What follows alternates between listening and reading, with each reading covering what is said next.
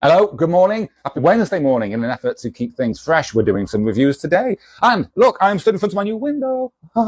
Thank you to Nikki Pinder for doing that. It's amazing. Come and see it. Right, let's look at some comic recommends for the week. Jumping straight in with... Let's talk about the elephant in the room. We all know it. We all know him.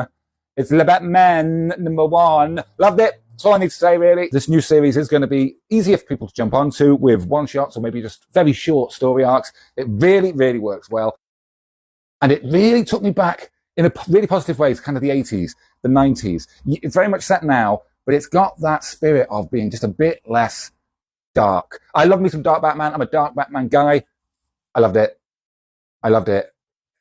Okay, next up, Everything Dead and Dying, #1. This really reminds me of I Am Legend, which is one of my favourite books. So in this, a zombie apocalypse has taken place, but one guy is immune to that old trope. But rather than sort of try and slay them all, he's just trying to carry on with his life.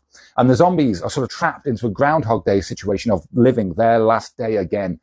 So he's basically sort of going around his farm and his small town, servicing these zombies, making sure they're fed with flesh, cattle, meat, beef, I think. We think, we don't know. And just go through his daily routine with his family and so on, who are all, zombies. Never seen a take on zombies quite like it. It's heartwarming, very calming, utterly horrific all at once. It's a unique thing.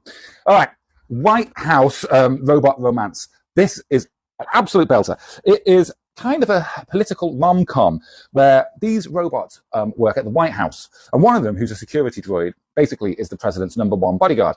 But there is a frisson of romance between him and the chef robot. Now, these people are robots. They're AI, or are they? And it really sort of, A, it's a rom-com. B, it's got lots of political intrigue. And it also talks about what it is to be human versus not human, even though you are feeling human emotions. Lad Honey, one shot this, one and done. Really odd. And I mean that in the nicest possible way. Again, it's a dark romance. We have this couple who are so deeply in love. Rather than each of them sort of amplifying the best parts of themselves and their relationship, the opposite has happened, and they've amplified the worst. So each of them is a horrible monster, basically. And they decide that the only way to be free of each other is someone's going to die. So rather than just separate and go their separate ways, which they just can't do because they love each other too much, they're just going to basically kill each other. Roadrunner, Wile E. Coyote vibe. All set in a very privileged private college. So that's grand. And finally, it seems to be romance heavy this week. Closer. Again, a one-shot, a one and done.